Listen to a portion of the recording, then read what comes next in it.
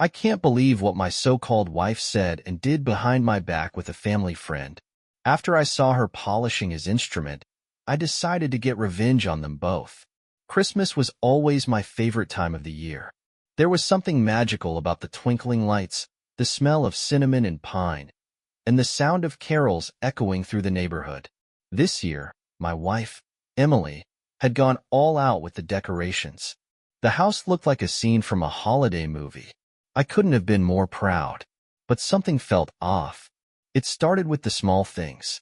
She had been spending more time on her phone lately. Her laughter suddenly stifled when I walked into the room. Then, there were the late-night trips to run errands, even though all the stores were closed by then. I tried to convince myself it was nothing, that she was probably planning some elaborate surprise for the holidays.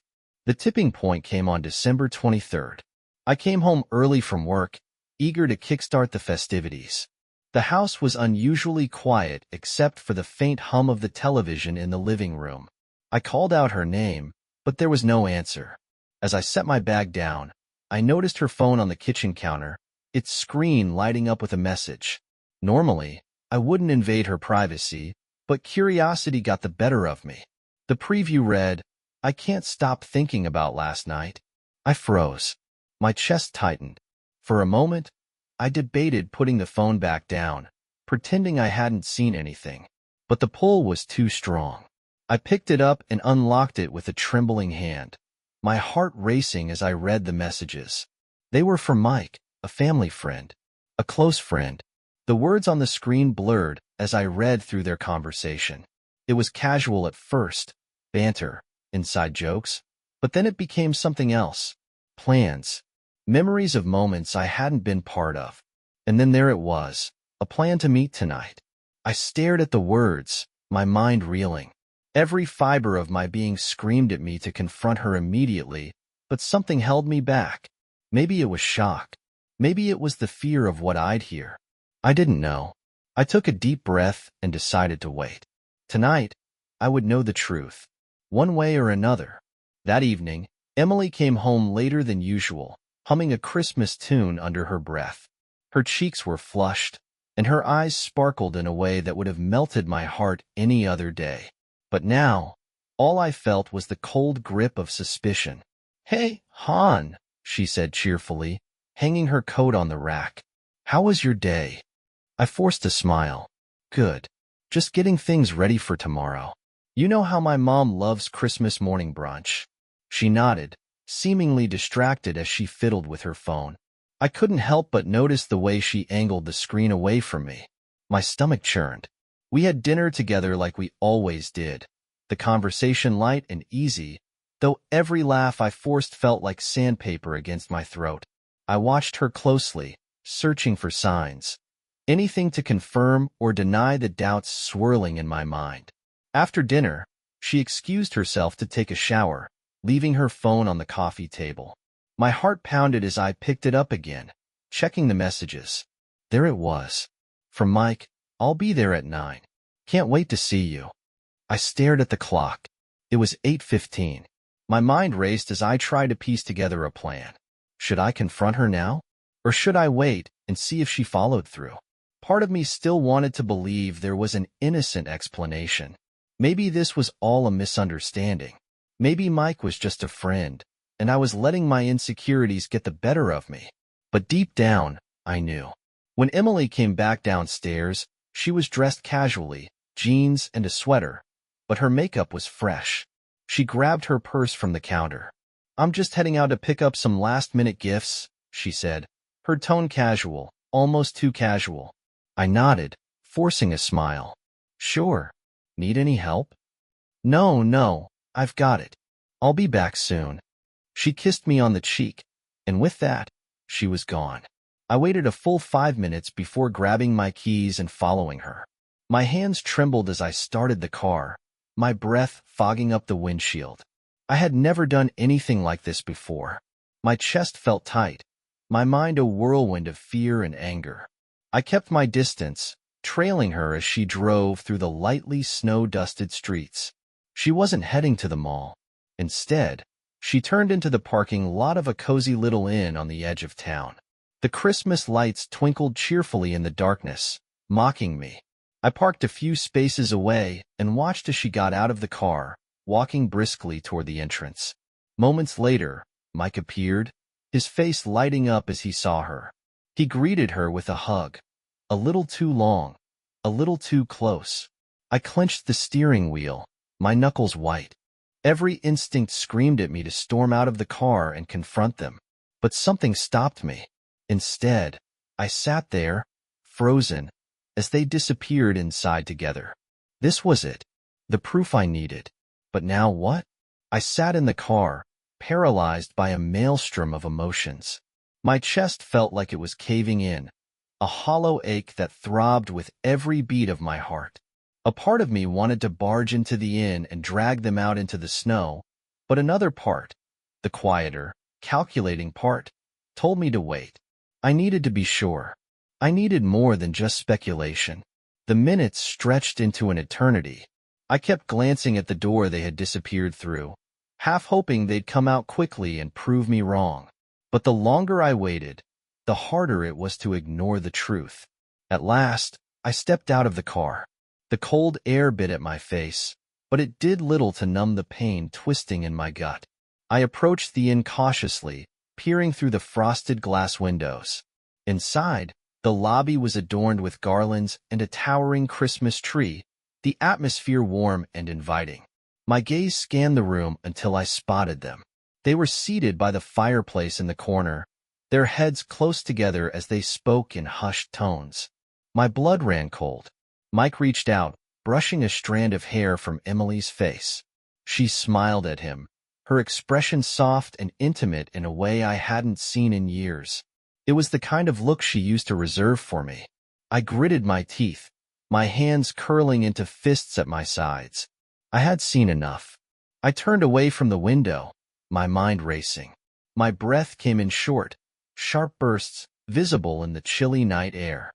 But as I walked back to my car, I realized I couldn't just leave it at this. I needed to confront her. Not here, not now, but soon. If I didn't, the doubt would fester inside me, eating away at whatever strength I had left. I drove home in a daze, the streets blurring into streaks of white and gold. When I pulled into the driveway, I sat there for a long time, staring at the house that no longer felt like home. The Christmas lights twinkled cheerfully on the front porch, a cruel reminder of the joy this season was supposed to bring. When Emily finally came back, it was nearly midnight. She walked in with a bright smile, holding up a shopping bag. "Got everything I needed," she said, her voice light. The stores were packed, though. I stared at her, my jaw clenched so tightly it hurt. "Did you?" Her smile faltered for a moment, but she recovered quickly. "Yeah. Why? Is something wrong?" I shook my head, forcing a chuckle. "No, just wondering how you managed to stay cheerful in those crowds. I'd have lost my mind." She laughed, but it sounded hollow to me. "Oh, you know me. Always patient." I nodded, biting back the words I wanted to say. This wasn't the time. Not yet. I needed to choose my moment carefully. For now, I would wait. I would let her think everything was fine. But deep down, I knew this charade wouldn't last much longer. The morning after Emily's late-night return, I woke up to a quiet house. The sunlight streamed through the windows, illuminating the carefully decorated living room. Emily was still asleep upstairs, or so I thought. I poured myself a cup of coffee and sat at the dining table, staring blankly at the garland-draped banister. Her phone buzzed on the counter. It was an innocuous sound, one I'd heard 1,000 times before. But this time, it gripped my attention like a vice. I glanced at the screen and saw a preview of a message from her friend Rachel. "OMG, I can't believe you sent that." My heart skipped a beat. Something felt wrong, terribly wrong. I set my coffee down, my hands trembling as I picked up the phone. The lock screen showed a flood of notifications, mostly harmless holiday chatter. But then I saw it. A sent photo in the conversation with Rachel. My stomach churned, a heavy knot forming as I debated whether to open it. I knew it was a violation of trust to look through her phone. But what about her betrayal? Did she care about trust when she was sneaking off to meet Mike? My finger hovered over the screen for a moment before I tapped to open the conversation. The message thread revealed a series of texts, each one more damning than the last. Emily, last night was unbelievable. I feel like a teenager sneaking around again. Rachel, girl, you're wild. I can't believe you're doing this. Then came the photo. I stared at it, my breath catching in my throat. It was grainy, poorly lit, likely taken in haste. But the image was unmistakable. Emily on her knees in front of Mike, her face partially obscured by his body. The caption beneath it sent a chill down my spine. My husband's schlong is incomparable to his. I dropped the phone as if it had burned me, my mind reeling. My chest heaved as anger, betrayal, and despair crashed over me in waves. The image seared into my brain, a grotesque mockery of everything I thought our marriage stood for. I clenched my fists, my nails digging into my palms as I tried to steady my breathing. This wasn't just infidelity. This was humiliation, a deliberate, cruel act meant to feed some twisted need for validation. The sound of footsteps on the stairs jolted me out of my spiraling thoughts. Emily appeared in the doorway, her hair tousled, a soft smile on her face. "Morning," she said, her voice chipper. "Coffee smells good."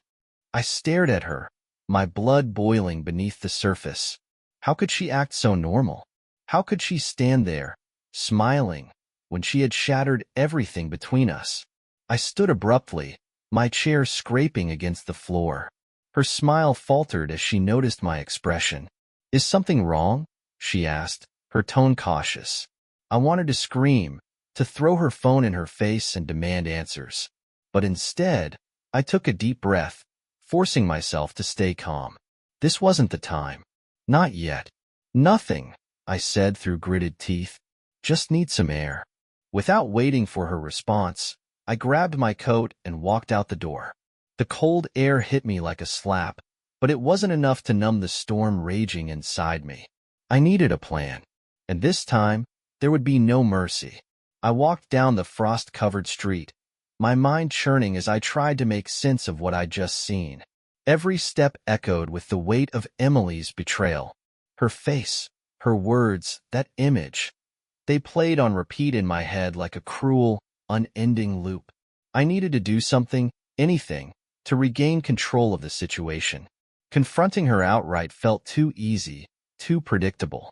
If she could humiliate me so deeply, I wasn't about to let her walk away unscathed.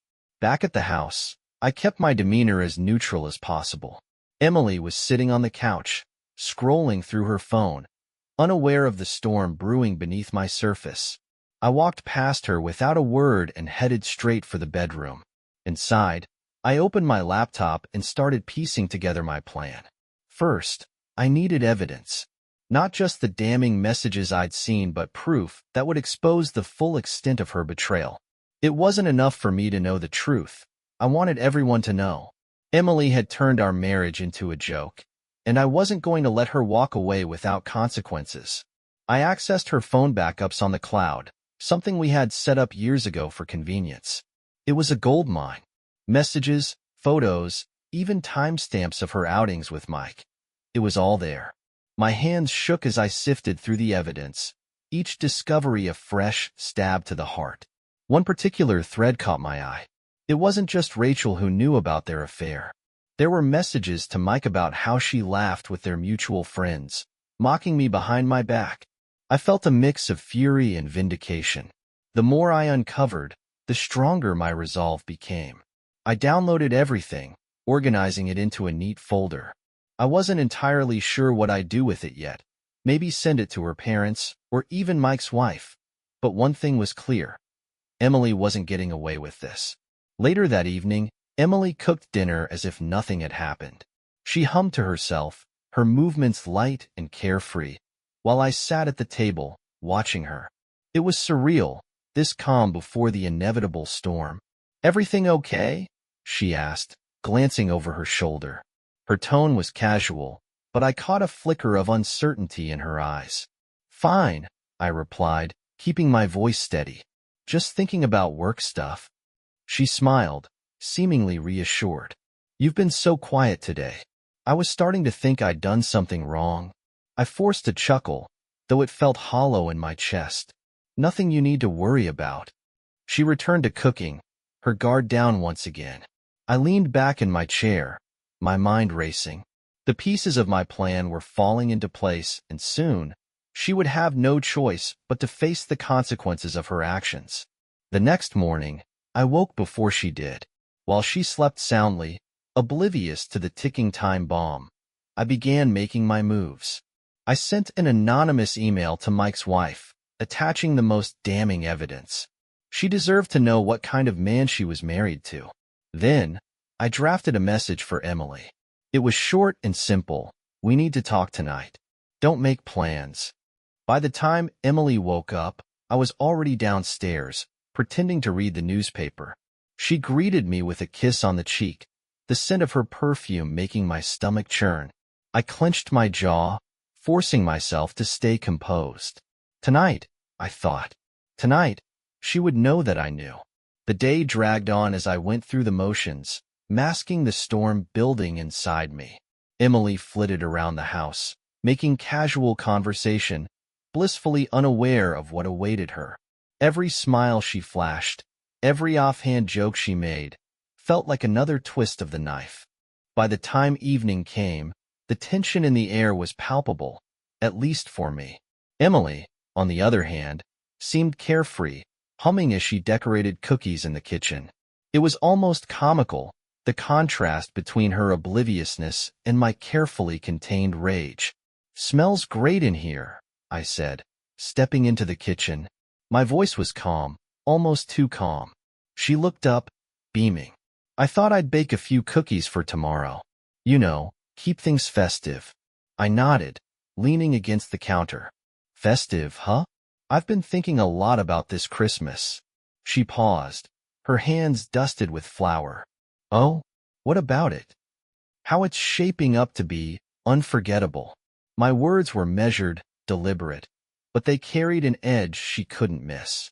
Her smile wavered for a moment before she laughed nervously. "Well, I hope that's a good thing." She tried to play it off, but I could see the flicker of doubt in her eyes. "It depends," I said, locking my gaze with hers. "What would you consider unforgettable?" Emily stopped what she was doing, setting the bowl of cookie dough aside. "Okay, what's going on? You've been acting weird all day." I straightened, pulling my phone from my pocket. My heart pounded as I opened the folder I'd prepared. This was it, the moment of no return. "I think we should talk," I said, holding the phone up. The screen displayed the photo, the one she had sent to Rachel, the one that shattered everything. Her face went pale. "Where did you? Does it matter?" I interrupted, my voice sharp. "What matters is that I know, Emily. I know everything." She stammered, her eyes darting between me and the phone. "I can explain." "Explain?" I barked, slamming the phone onto the counter. The sound echoed through the kitchen. "Explain what? That you've been sneaking around with Mike? That you've been laughing about me behind my back? Or maybe you'd like to explain this." I gestured to the photo, my voice rising with each word. Tears welled in her eyes, but I felt no sympathy. "Not anymore." "It wasn't supposed to mean anything," she said, her voice trembling. "It just happened. Don't give me that." I snapped. "You didn't just accidentally end up sending that photo. You didn't just stumble into bed with him. You made choices, Emily. Deliberate, cruel choices." She reached out, her voice pleading. "Please listen." "Why should I listen to you now?"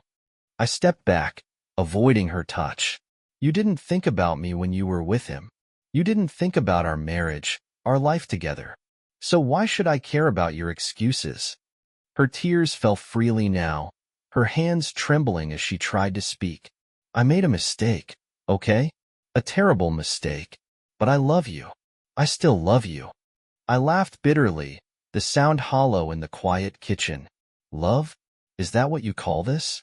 If this is love, then I'd hate to see what hate looks like." She sank into a chair, her face buried in her hands. I don't know what to say, she whispered. I've ruined everything. I stood there for a moment, watching her crumble. Part of me felt vindicated, but another part, a deeper, quieter part, felt the weight of years of love, trust, and shared memories collapsing around us. This wasn't just about revenge anymore. This was the end of something I had once cherished.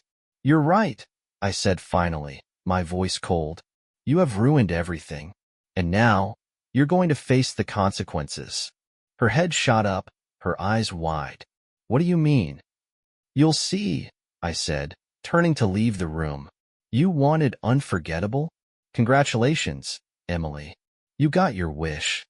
The sound of her muffled sobs echoed through the house as I retreated upstairs, shutting the door to our bedroom behind me. My chest heaved with a mix of anger, heartbreak, and a grim sense of purpose. Emily's betrayal had shattered the foundation of our marriage, and I wasn't about to let her walk away from this unscathed. I sat on the edge of the bed, staring at my laptop. The evidence I had gathered, messages, photos, timestamps, was all there, neatly organized in a folder labeled Emily and Mike. With trembling hands, I crafted an email to Mike's wife, attaching the folder and writing a short, pointed note. Hi, I thought you should see this. You deserve the truth, just as I did. I hovered over the send button for a moment, my mind racing. Was this too cruel?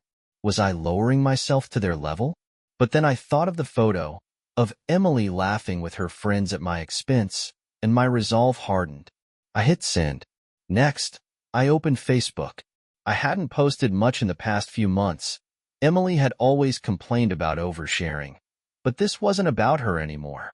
I uploaded a simple status.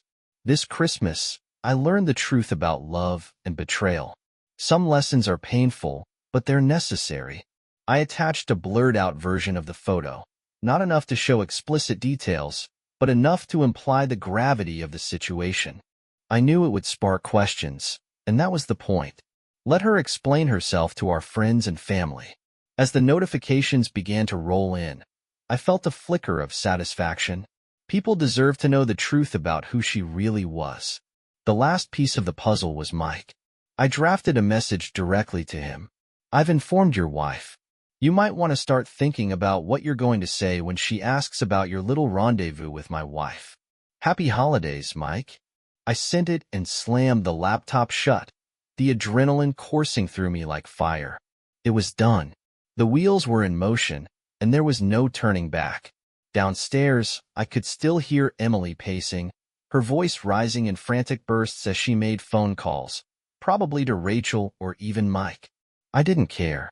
Let her scramble. Let her panic. When I finally descended the stairs, she was sitting on the couch, her face pale and streaked with tears. She looked up at me, her voice trembling. Did you tell anyone? She asked, her tone desperate. I leaned against the doorway, crossing my arms. What do you think? Her breath hitched, and she clutched her phone tighter. Jack, please. Don't do this. We can fix this. I'll cut things off with Mike. I'll do whatever you want.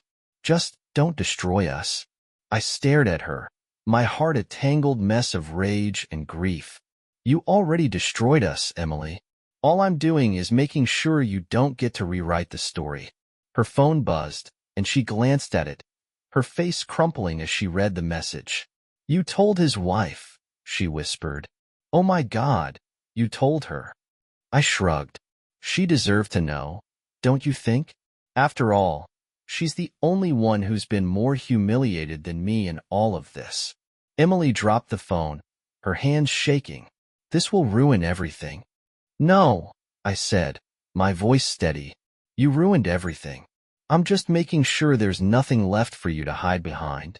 She broke down then, sobbing uncontrollably into her hands. I turned away, heading for the door. I needed air, space, anything to escape the suffocating weight of the house that no longer felt like home. Where are you going? She called after me, her voice cracking. Out, I said, not looking back. Don't wait up. As I stepped into the cold night, the snow crunching beneath my boots, I felt a strange sense of release. The worst was behind me now. All that was left was to see how far the ripples of her betrayal would spread. The streets were quiet as I walked aimlessly, the cold air biting at my face. Snowflakes drifted lazily from the sky, settling on the ground like a pristine blanket, a stark contrast to the chaos in my heart. I wasn't sure where I was going, but I knew I couldn't stay in that house. Not tonight. Not with her there. My phone buzzed in my pocket, and I pulled it out to see a message from an unknown number. Thank you for telling me. I've suspected for months, but now I know. I don't know what I'll do yet, but I appreciate your honesty. Lisa, Mike's wife. I stared at the message for a long moment, my chest tightening. There was a strange comfort in knowing I wasn't alone in this. Someone else understood the depth of betrayal I felt, and in some small way, that solidarity gave me strength. As I wandered the streets, the notifications on my phone kept coming. Friends and family were reaching out, their messages a mix of concern and confusion after my cryptic Facebook post. I ignored most of them, but one caught my attention. Jack, what's going on? Call me. Mom. I sighed, hesitating before dialing her number. She answered on the first ring. Jack? What's happening? Your post, are you okay? Her voice was filled with worry. I swallowed hard, struggling to find the words. Mom, Emily cheated on me. With Mike? There was a pause, and then her voice hardened. That snake. I always knew something was off about him. And Emily. I'm so sorry, Jack. Are you okay?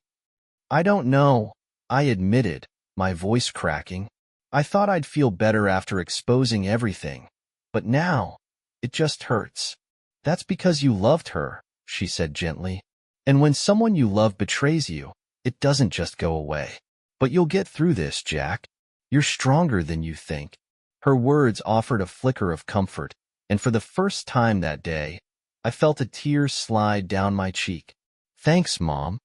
Come home, she said softly. You don't need to stay in that house tonight. I nodded, even though she couldn't see me. I'll be there soon. When I arrived at my parents' house, the warmth and familiarity of the place wrapped around me like a protective shield. My mom pulled me into a tight hug, and for a moment, I let myself break. The anger, the betrayal, the grief, it all poured out in quiet sobs. Let it out, she whispered, holding me like she used to when I was a kid. You don't have to be strong right now. After I calmed down, we sat in the living room, sipping tea and talking. I told her everything, how I'd found out, what I'd seen, what I'd done. She listened without judgment, nodding occasionally but letting me process at my own pace. Do you think she'll try to fix things? She asked after I finished. I shook my head. I don't think it matters. Even if she begged, I can't unsee what I saw. I can't undo what she did. Mom nodded, her expression somber. Then don't let her take any more from you. Start fresh, Jack. You deserve that. The next few days passed in a blur.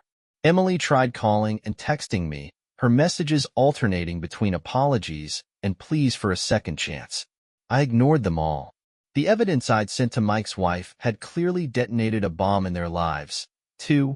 Rumors swirled among our mutual friends, and the betrayal became public knowledge. Eventually, I went back to the house, not to stay, but to pack my things. Emily was there, waiting for me, her face pale and drawn. Jack, she started, stepping toward me. Please, let's talk. I held up a hand. There's nothing to talk about. I'm filing for divorce. You can have the house. I don't want it anymore. Her face crumpled, and she reached out, but I stepped back. You made your choice, Emily. Now I'm making mine. She collapsed onto the couch, sobbing as I packed my belongings. It was strange, walking through the house that had once felt like home, now just a hollow shell filled with memories I wanted to forget.